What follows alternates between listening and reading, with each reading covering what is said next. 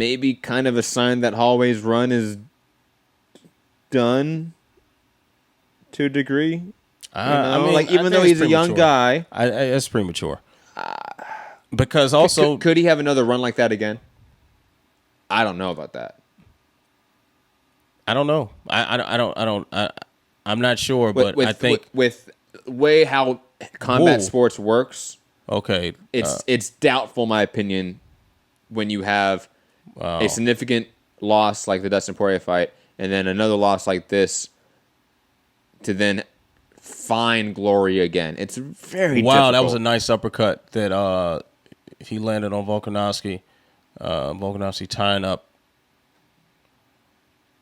elbow on the break for Holloway. You get my point? Like, I get not your that point. Holloway individually, specifically, he can't come back, but just historically speaking, it's very hard. The blessed era, I'm thinking you mean like not that he's decline. done as a top. Okay, No. I'm saying like I doubt he can have another 10, 12 fight winning streak again and rule the division. Yeah, because that's hard to do. I think even him when he goes, because I think it's inevitable he goes up to lightweight at some point, and he, with his reach being a liability in this fight, it's not going to get any easier at lightweight, and then to have a lot more like suffocating grapplers at lightweight as well. It doesn't sound like the field is quite welcoming to someone with the style of Max Holloway, but I don't want to sell. Wow, nice sequence there. I don't want to sell Volkanovski short. I think we got a new champ. No, I don't mean to sell him short. You're right. I maybe it might come across that way. I don't mean to sell him short at all. I just think that this is like not the passing the torch, but it kind of is the passing the torch. Like, this is how divisions change. You have a fighter that has a period of dominance, and they lose, and they can still contend at the top for a very long time. Look at Jose Aldo. I mean, he almost beat Marlon Moraes and almost got a shot at the 135 champion, right? Like, but he's not going to have a run like he did from WEC into his UFC title reign. Like, it's not going to happen anymore. Rashad Evans, Rampage Jackson, Chuck Liddell, Matt Hughes, BJ Penn.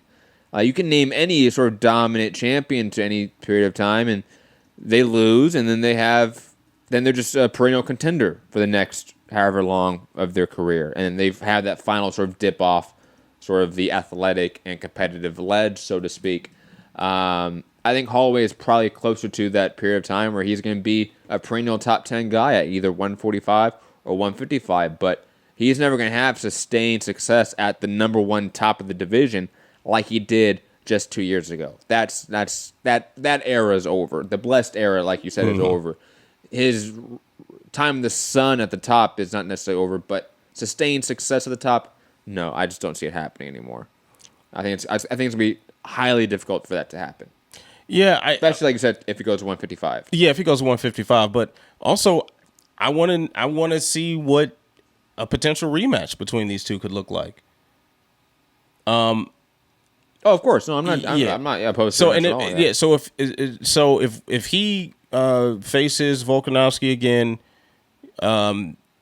gets that belt back, I would favor him over a Korean Zombie. I'd favor him over Calvin Kattar. I'd favor him over Zabit Magomedsharipov. I'd favor him over the other guys that we think of as the future title challengers. So Alexander Volkanovski is your new UFC featherweight champion and the new.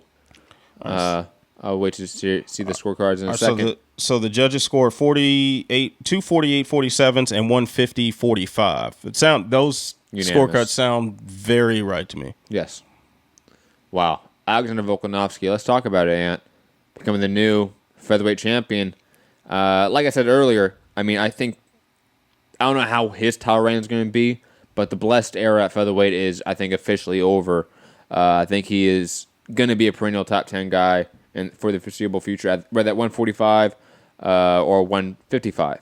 And I think Volkanovski is such a high-level competitor, such a high-level striker. I mean, he is going to give a lot of these guys issues, even if he does sort of lose the title in relatively short fashion. 'Cause I don't know how good he is still yet. I think the ceiling of Volkanovski is still not hit, to be honest. I think he is still a work in progress. But the game plan and the performance here and the execution was perfect. The execution of the flawless. game plan was, as you said, flawless. And the leg kicks definitely won him this fight. And anytime I see leg kicks or body work like win people fights or high-level fights in MMA, bravo. Bravo to you, Volkanovski, and the new featherweight champion. Anthony, your thoughts on Volkanovski's performance here against the blessed era, champion himself, Max Holloway? Definitely not the way that I called it, that I thought it would go down. Definitely not the way, although you called how it could happen, but I believe your official pick was for Holloway. Most people were leaning that way. But, man, he went out there and he did exactly what he was supposed to do. He did it perfectly. He disrupted Holloway from pillar to post, and one judge giving it a clean sweep. I was very close to giving it a clean sweep. I gave the last round for Holloway, but by then it was too little, too late. Man, I'm very curious as to what a Volkanovski title reign looks like. Because as we talk, so Frankie Edgar is fighting Korean Zombie coming up next. The UFC loves to throw Frankie Edgar in a title fight. I'm not thinking that. You know what I'm thinking of? A Korean Zombie Volkanovski fight that's predominantly an East Asian, Oceania fight. You have a New Zealand fighter and a South Korea fighter predominantly from the same side of the world. That's an interesting fight. That's an intriguing matchup. Like, you could theoretically throw that in, like, let's say Tokyo, make it like an event, and draw from Koreans, draw from New Zealanders and Australians, and really pull a entire East Asian market into that fight. That's a Saitama Super Arena fight. I mean, if the UFC promoted fights, right? Mm-hmm. And I know they don't do that. They're not into that business anymore. I just want to see how bad the poster's going to be. But that fight could be really big in that area of the world, and it would be intriguing to see if the UFC tried. Yeah, you know what I mean? Yeah, but let's Frankie Edgar have his day in court against Korean Zombie, because he's not winning that. I favor Korean Zombie in that. Yeah, I favor Korean Zombie in that. But he is Frankie Edgar after all, and he does some amazing things sometimes. And if he were to pull off an amazing thing, his promised run to bantamweight ain't happening there, player. He's going to stay at featherweight, and he's going to take that title shot. I guarantee you that. Yes, I agree with that. Absolutely. And, I mean, who else is really in the mix there at 145? Zabit Magomedsharipov. Oh, that'd be amazing. That would be a great fight as well. I think Calvin Kattar, granted he just lost to Zabit, he gets one more win, he's back in the mix as well. And now with Max being dethroned, this opens the doors for Brian Ortega to enter his way back into the title picture. So the challenges just don't stop. When a dominant champion gets dethroned, the floodgates open. Agreed. Any other thoughts on? And I don't know. Volkanovski? And Aldo's probably like, damn it, I go down to bantamweight and this motherfucker loses the belt.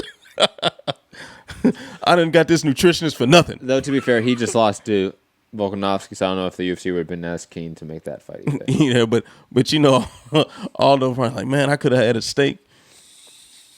I got this L on my record, and I eat a good meal in 6 weeks. All I've had is salad. And this motherfucker loses the belt. With no dressing. All right, guys, we're going to be right back. Squeezing lemon juice on lettuce. After this commercial break. And so stay there. It's not really commercial. Well, I mean, it literally is. Oh, no. Like, not for the people watching this or listening to this or whatever. It won't be a commercial because we ain't going to play a commercial. No, but we're going to be right back. We're going to take a break. Shit, that's what y'all need to know. I need more coffee. We're going to be right back for the main event. Kamaru Usman versus Colby Covington. And then wrap up all the fights of the night. Should be a fun one, guys. So stay there. Don't go anywhere. Yes, sir.